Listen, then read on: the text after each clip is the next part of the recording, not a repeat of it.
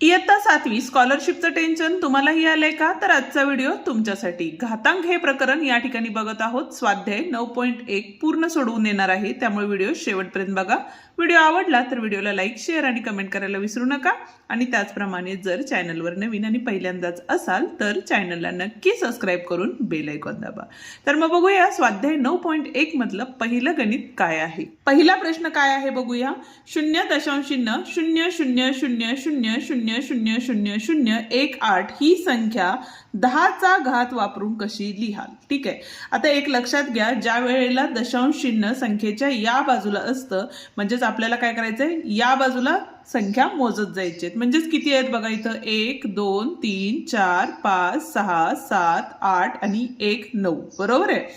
आता या ठिकाणी दशांश चिन्ह देताना 1.8 दिले तर 10चा घात हा कितीवा असणार आहे, या ठिकाणी 9वा वजा घात असणार आहे. का तर या दशांश चिन्हा नंतरच्या संख्या आपण या ठिकाणी मोजलेल्या आहेत, त्यामुळं घात देताना वजा घात द्यायचा आहे आणि किती संख्या आहेत त्या मोजायच्या आहेत. म्हणजे बघा 1 2 3 4 5 6 7 8 आणि 9. ठीक आहे.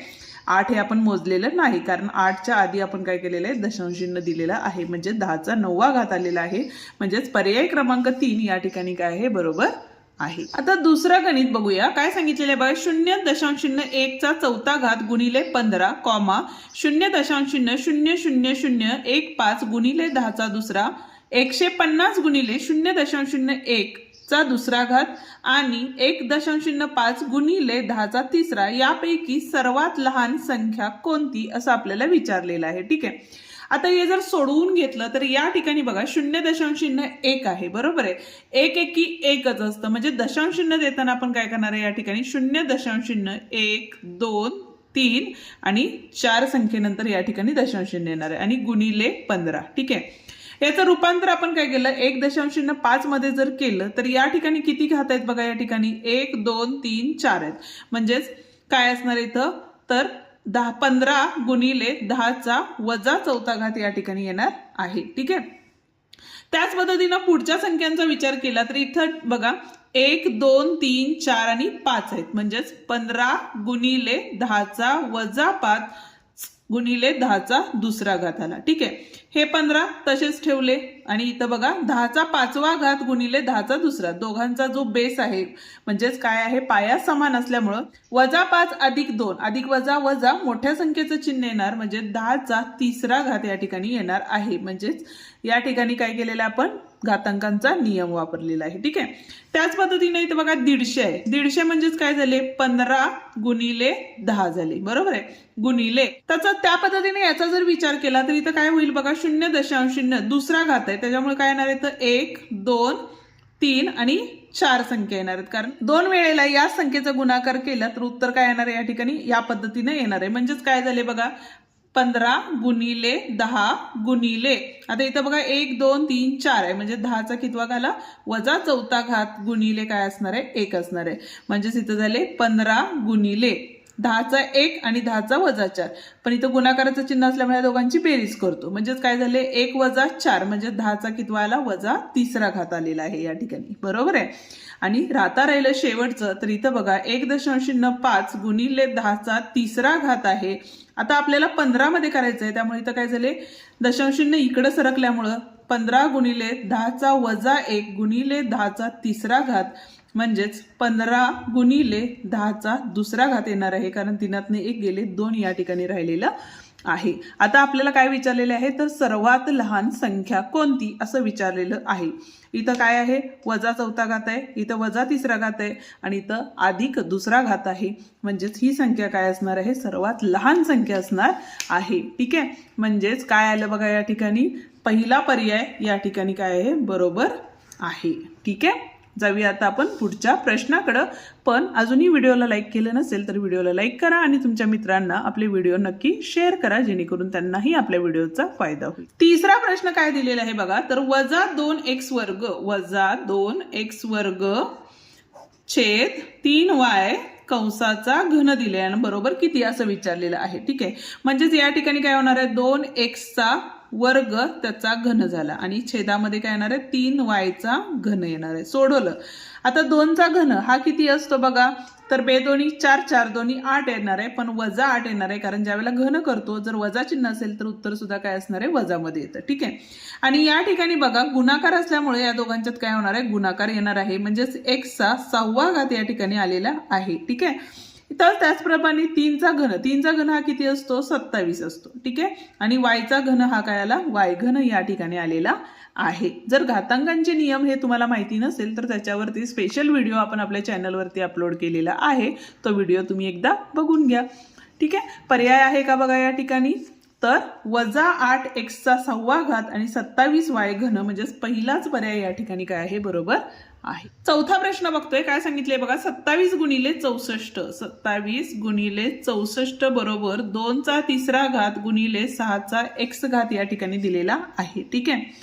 पण या ठिकाणी विचार केला तर इथं बघा 27 आहे, 27 चे अवयव काय पडतात बघा 3 गुणिले 3 गुणिले 3. ठीक आहे. 3 त्रिक 9, 9 त्रिक 27.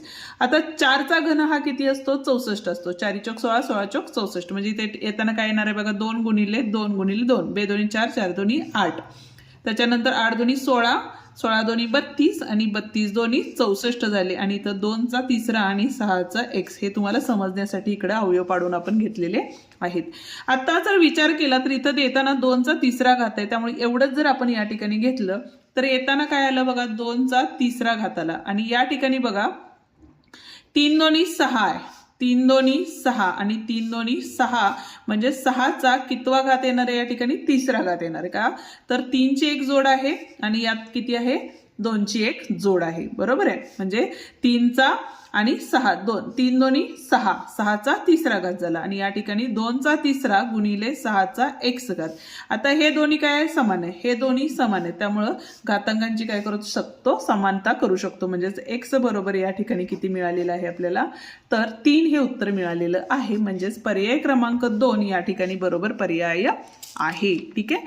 जर व्हिडिओ शिकवण्याची पद्धत तुम्हाला आवडत असतील तर व्हिडिओला नक्की लाईक करा आणि हाईप द्यायला विसरू नका. आणि त्याचप्रमाणे चॅनलवर नवीन आणि पहिल्यांदाच असाल तर चॅनलला नक्की सबस्क्राईब करून बेल आयकॉन ही दाबा. 5वा प्रश्न बघतोय, काय सांगितलेले बघा 6,25,000 या ठिकाणी आपल्याला दिलेला आहे. पुढे 0.5चा चौथा गुणिले 10चा x, तर x बरोबर किती हे आपल्याला काढायचं आहे. ठीक आहे. आता हे 625 जर घेतला तर विचार केला तर 5चा कितवा घात आहे चौथा घात आहे. ठीक आहे. गुणिले हे किती आहे 10चा 3रा घात आहे. बरोबर आहे. बरोबर 0.5चा चौथा गुणिले 10चा x. आता इथं आपल्याला ह्या साईडला पण 0.5 आणायचंय. म्हणजे अशा वेळेला काय होतं बघा, तर 0.5चा चौथा करायचं आणि इथं 10चा सुद्धा काय करायचं चौथा घात करायचं. म्हणजे आपल्या ह्या संख्येची किंमत काय होत नाही बदलत नाही. आणि इथले 10चा 3रा तसेच लिहून घेतले. ठीक आहे. बरोबर 0.5चा चौथा गुणिले 10चा x. या ठिकाणी बघा 0.5चा चौथा तसंच लिहिलं आणि इथं दोघांचा जो पाय आहे समान असल्यामुळे तो तसाच लिहिला आणि वरच्या काय असणाऱ्या घातांकांची बेरीज केली. 4 आणि 3 किती झाले 7. बरोबर 0.5चा चौथा आणि 10चा x. आता ह्या संख्या काय आल्या समान आल्या, त्यामुळे ह्या दोघांची कंपेअर करणार.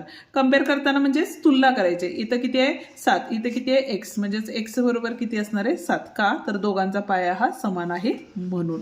ठीक आहे. म्हणजेच पर्याय क्रमांक 2 या ठिकाणी काय आहे बरोबर पर्याय आहे. 6वा प्रश्न काय दिलेला आहे बघा, जर x चा 1/2 बरोबर 8 दिलेला आहे तर x चा 1/3 कंसाचा वर्ग बरोबर किती हे उत्तर आपल्याला काढायचं आहे.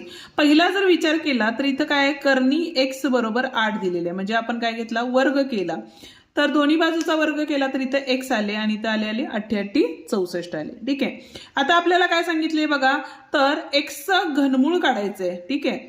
आता घनमूळ काढलं तर इथं काय आले बघा, तर 1/3 बरोबर 64 कशाचा घन आहे तर 4चा घन आहे. आणि परत आपल्याला काय सांगितलेलं आहे त्याचा वर्ग सांगितलेला आहे, म्हणजे इथं आपल्याला काय करायचं 4चा वर्ग करायचा आहे. म्हणजेच x चा 1/3 आणि त्याचा दुसरा घात बरोबर 4 चौक किती आले तर 16 हे उत्तर येणार आहे. म्हणजेच पर्याय क्रमांक 3 बरोबर आहे. 7वं गणित काय आहे बघा, तर 81 बरोबर 27चा x, तर x बरोबर किती. तर एक काम करा, सरळ तुम्ही काय करायचं 3च्या रूपात लिहून घ्या. म्हणजे 3चा कितवा घात 81 येतो, जमत नसेल अवयव पाडा. ठीक आहे, 3 दोन्ही 6, 2 राहिले, 3 सत्ते 21. ठीक आहे, 3 भागाला 3 नव्वे 27, 3 त्रिक 9, 3 एके 3 म्हणजे 3चा कितवा घात आहे, चौथा. बरोबर.